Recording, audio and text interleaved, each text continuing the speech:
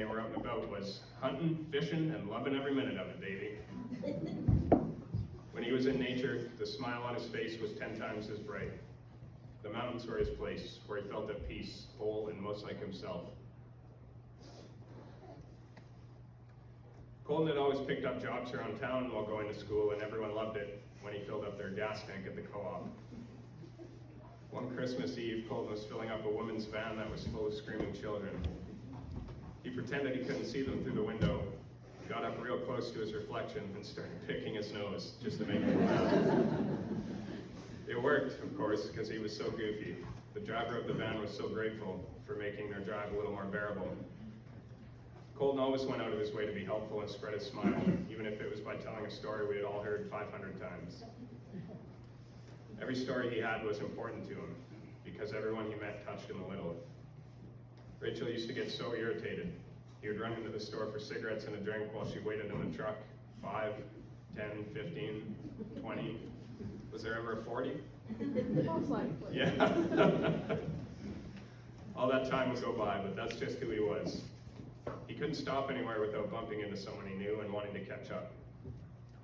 Even though he described himself as the nicest asshole you'd ever meet and could get cranky, he truly cared how you were doing and made you feel like the most important person in that moment. After graduation, he started working with his cousin Courtney as an apprentice pipe fitter in Edmonton. Courtney was so proud of him. He enjoyed this job and working with his cousin very much. He worked hard at night to further his education and strove for excellence, or maybe just a spot to hide and nap. Every time he stepped onto the job. It was so important to him that he tried his best, while also making sure everyone was safe and made it home to their families. Unfortunately, Colton started experimenting with drugs and became dependent on them for a period of time. Every use haunted him. And he found the strength inside of himself to say, enough is enough, I need help. Because he knew this was not the life he wanted and checked himself into rehab for 3 months. He went into treatment at Shunda Creek, a wilderness-based treatment program that helps young men reconnect to themselves, the earth, and each other. Colton had many spiritual experiences there that left a big imprint on who he was as a person and gave him hope and excitement about a sober life. Not only did Shunda save his life, it also gave him a new purpose. He became a part of the alumni program and helped many people during their times of struggle.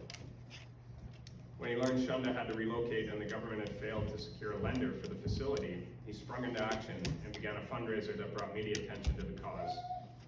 He appeared on the nightly news, sharing his personal story, and even drove down to Calgary to stand on the street corner with a sign to spread awareness. His mission got so much attention, the government took another look and ended up securing the lender needed to save Shunda. This was an incredible accomplishment and one that we're all very proud of him for. Colton met the love of his life, Rachel Thrun, in 2017. It was a whirlwind romance at first. Rachel wasn't looking for a boyfriend at the time, but Colton was insistent she would be his girlfriend. She was living with her mom, and while Rachel was at work, he got the apartment keys. When she got home, her entire bedroom was covered in rose petals and sweet little notes saying how much he cared about her and wanted her to be his girlfriend. How does a girl say no to that? The rest is history. They got engaged December 23rd, 2017 at Calgary Tower. He was shaking and crying so much at first that she didn't realize what was happening. In his excitement, he didn't even hear her say yes. So while they hugged, they were both a bit confused. He whispered into her ear that he hoped this hug meant yes, and he couldn't imagine a day without her. We were all expecting wedding bells, so we were not surprised to learn that they headed to Jasper and got married June 9th, 2021. It was a spontaneous day trip for a hike that ended in them promising forever, surrounded by the Rocky Mountains with just their dog in the wedding party. Standing in the noisy wind overlooking a lake in shorts and a muscle shirt, they became husband and wife. The way Colton looks at Rachel in that video while holding back waves of happy tears is one of the most heartwarming and pure things to see. On August 2nd, 2022, Colton's life was complete when his son Nico was born. Talk about a proud father. Colton had one wish in life, and that was to have a family. He was absolutely crushed when, in 2017, he and Rachel experienced a miscarriage. After that, however, his desire to be a father and hold a baby only grew by day. The day she found out she was pregnant with Nico and told him, she videoed his reaction. And I think everyone gets goosebumps when he drops his luggage and screams, "Yes!" A little advice Colton would want me to pass on if you're expecting a child is don't be a wimp. Look. Seeing my son enter the earth while my wife labored so hard for him was the most beautiful thing I've ever seen. In fact, the first tattoo he got following the birth was his son's name and birthday behind his ear. He said that was Nico's ear, so he would always have someone to hear him and listen. He was so proud of that tattoo, as he was with all of his tattoos, always itching to show them off and get a new one to add to the collection. Colton had many struggles in life, and his wife said it best when she said he was like the phoenix. He had a fire that burned so bright and was so inspirational to others to persevere and fight for a better life. Every time he felt he was crumbling to ashes, he came back stronger and with more love for the life he was fighting for. He was so inspiring to others, encouraging them to reach their full potential and push through the dark times. So fiercely loyal, devoted, uplifting, resilient, passionate, determined, generous, respectful, courageous, and strong. The Phoenix is a reminder that even in our darkest hours, there are light. Colton will forever be that light. The biggest personality, the biggest voice, the biggest smile, and the most infectious laugh. He was so warm and so all-encompassing, we can still feel his warmth here with us. There is just so much of Colton. He was larger than life, and he lives on in every one of us, in his beautiful son. And I know that warmth he made us feel inside will never fade.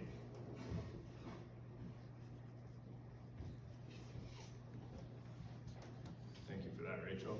Thank you, Cyril.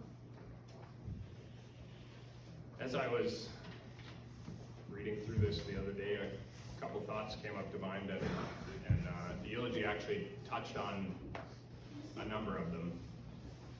Whenever I think of Colton, I think of his time as a client and how inspired he was to change. And I was brand new in that program. So I came through the program as a client and then was invited back to work with these guys years later. And Colton was one of the first guys that I worked with. And working in that kind of an environment, not certain, don't have a whole lot of education in the field, a little bit of imposter syndrome, and Colton really taught me that I can do what I now have been doing for many years, and that I don't need the education or the credentials. And I think I picked that up. The story that comes to mind is when we had gone out to this quarry, and there's a bunch of quartz in the quarry, and we're all out there. These guys are all excited. They think quartz is diamonds, and they're gonna go find some diamonds and bring them back, and they're gonna bring them back into their life, and they're gonna sell them, and they're gonna be rich. And Colton and I went off up this quarry, and I was looking for, I knew it was quartz, but I was looking, I like shiny things too, and he just started talking to me. And we were there for 2.5, 3 hours, and at some point I realized the quartz picking is under the bus now. There's a conversation happening. And I sat there and I'm sure I didn't say a word. He talked to me for 2.5 or 3 hours. Just sharing, right? Sharing, opening up and sharing about the stuff that was going on in his life and what the struggle was. And I could tell that he didn't need me to say anything. He just needed to tell somebody.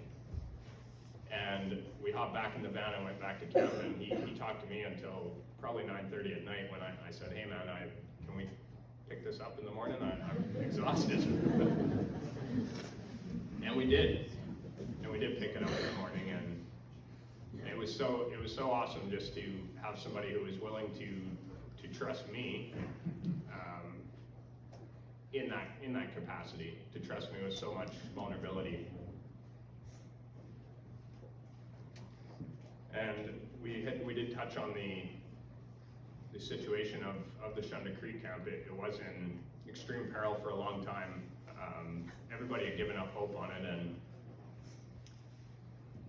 and Colton really did what none of us, there's 350 registered alumni in Western Canada, and lots of us have had the same experience and perspective on that place as Colton did and does, is how much it's impacted and changed our lives.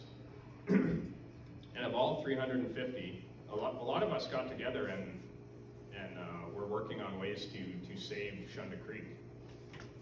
But never once, it was all in the background. It was, okay, well, let's secure private funding, let's petition the government, let's write letters, and never once did any of us think that anybody else would care besides us. And so it was up to us. And when Colton heard about it, and I think he heard about it, and he left his camp job, I think, to come down here, and all of a sudden he wasn't working anymore, and he's doing all this stuff, and he's the only one of the 350 guys that actually thought, I think, like, somebody else has to care about this stuff. Let's take it to the media, let's get attention, let's get public attention, and that public attention worked. Shunda Creek did secure a new facility, a very large facility that has long-term funding for as far as we can see into the future, and it's expanding its programs to include extra beds, and I guess I say that just to say that I have a powerful mentor in my life who has always told me that the best use of a life is to so live your life that the use of your life outlives your life. And what Colton did, one of the things that he did within his life was spark that movement and got that attention and got that government to look again at this project. And so through his life, over the next coming decades, there will be hundreds, if not thousands, of young men who have the ability to come into our program and have the same experience that Colton had. And just like the Phoenix, he will rise in the living lives of all these others. So I thank you for your time. We're going to listen to a song now.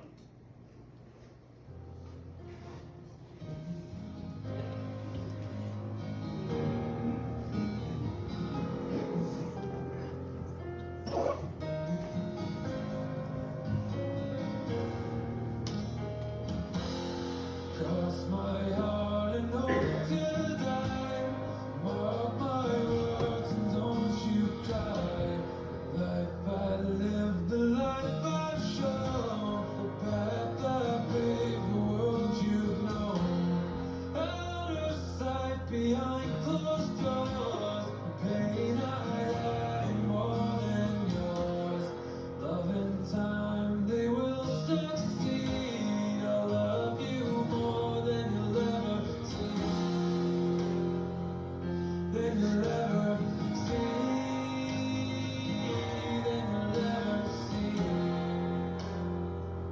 Then you'll ever see.